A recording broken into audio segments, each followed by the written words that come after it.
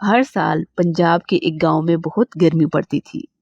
बारिश ना होने के कारण तालाबों का पानी सूख जाता था।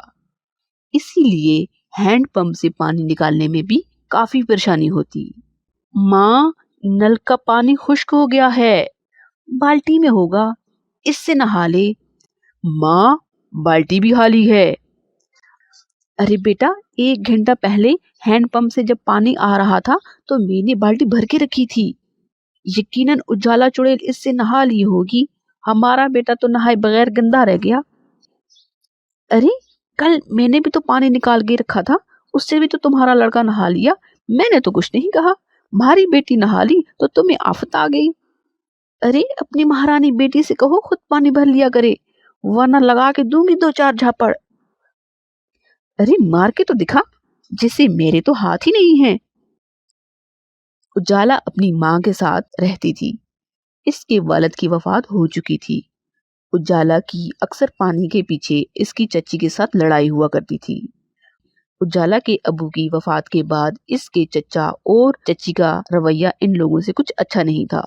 वो इनको घर से निकाल देना चाहते थे ताकि पूरे घर पर कब्जा कर सकें। इसीलिए वो नत नए बहाने ढूंढा करते थे लड़ाई झगड़े के लिए। एक दिन जब उजाला के चचा खुरम घर लौटे तो इसकी बीवी कमला से कहने लगी, अरे देखो जी, आज आपकी भतीजी मुझे मारने को लिपटी जा रही थी। मैंने बस जरा सा ये क्या कह दिया कि अपने लिए खुद पानी भर लिया करो। वो तो शुक्र है कि बबलू घर पे था, इसने मुझे बचा लिया। तो भाभी बेगम ने कुछ नहीं कहा। अरे, तुम्हारी भाभी तो खूब मजे ले रही थी। वो तो अपनी बेटी के हाथों मुझे पिटवाना ही चाह रही थी और कह रही थी कि हम तुम्हें इस घर से निकाल देंगे। अच्छा, तो ये बात है। इस तरह कमला अपने शोहर को गुस्सा दिलाती है। खुरम गुस्से में आकर फौरन अपनी भाभी के कमरे में जाता है और इनका सामान बाहर फेंकने लगता है। अरे अरे चचा, क्या कर रहे हो?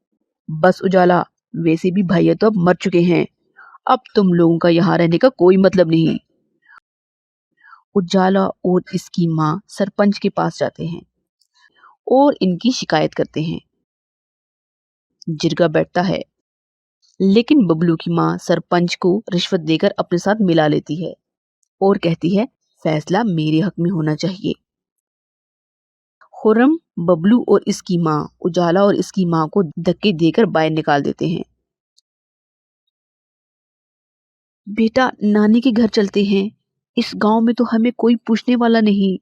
जब से तुम्हारे बाबा इस दुनिया से चले गए हैं, सारे रिश्तेदारों का तो जैसे हमसे कोई ताल्लुक ही नहीं होता।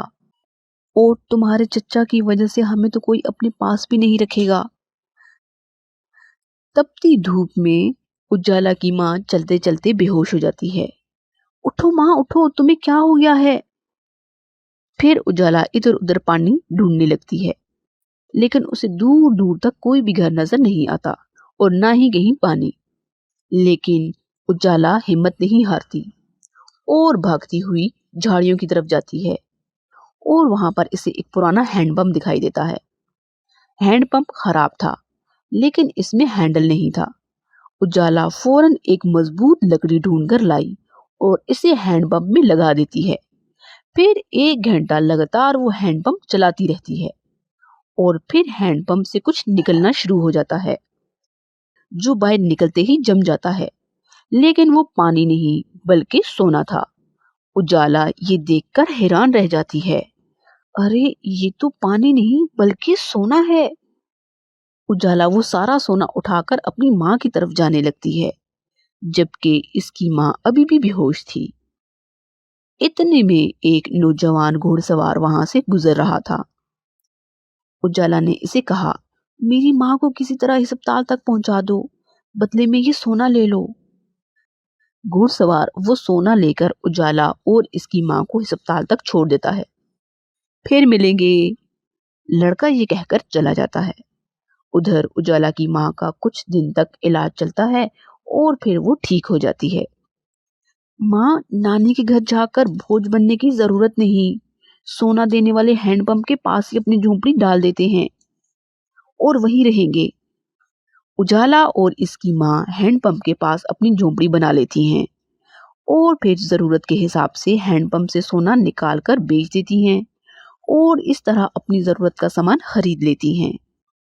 घुड़सवार जब भी वहां से गुजरता तो उजाला से मिलकर ही जाता। फिर एक दिन बबलू ने उजाला को कीमती और अच्छे कपड़े पहने हुए घुड़सवार के साथ बाजार में घूमते हुए देखा। वो ये सब देखकर चौंक गया और घर आकर सारी बात अपनी अम्मी अब्बू को बता दी। अगर वो लोग गांव के पास एक झोपड़ी में रहते हैं तो इनके पास इतने पैसे कहां से आ रहे हैं।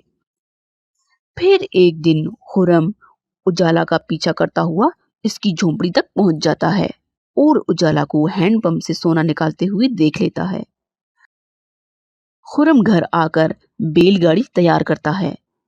ये बैलगाड़ी से आप कहाँ जा रहे हैं? उजाला की झोपड़ी के पास एक हैंडपंप है जिससे सोना निकलता है। आज रात हम हैंडपंप का सारा सोना निकालकर इस बैलगाड़ी में रख के घर ले आएंगे। रात को खुर्रम, बबलू और इसकी माँ उजाला की झोपड़ी के पास पहुंच जाते हैं और फिर 4 से 5 घंटे तक हैंडपंप से सोना निकालते रहते हैं। बैलगाड़ी पूरी भर जाती है, यहाँ तक कि वो अपने कपड़ों और थैलों में भी सोना ठूंस लेते हैं, लेकिन फिर भी हैंडपंप से सोना निकलना बंद नहीं होता। लगातार सोना निकलता ही रहता है। लगता है नीचे बहुत बड़ी सोने की कान है। बीवी बोली, बस करें, इतना सोना बहुत है और वैसे भी इसे भी ले जाने में बहुत परेशानी होगी। खुर्रम बैलगाड़ी में सोने का ढेर रखकर घर की तरफ लौटने लगता है। थोड़ा आगे जाने के बाद उसी रास्ते से डाकुओं की एक टोली वहां से गुजर रही थी। डाकुओं की नजर इनकी रेहड़ी पर पड़ जाती है। डाकू खुर्रम और इसकी बीवी और बच्चे को मारकर सारा सोना ले जाते हैं। उधर उजाला और घुड़सवार शादी करके एक खुशहाल जिंदगी गुजारने लगते हैं। किसी ने क्या खूब कहा है, बुरे कामों का अंजाम भी बुरा ही होता है और हमें दूसरों की खुशियों को देखकर उनसे जलना नहीं चाहिए। आपके पास जितना भी हो, आपको उस पर ही अल्लाह ताला का शुक्र अदा करना चाहिए।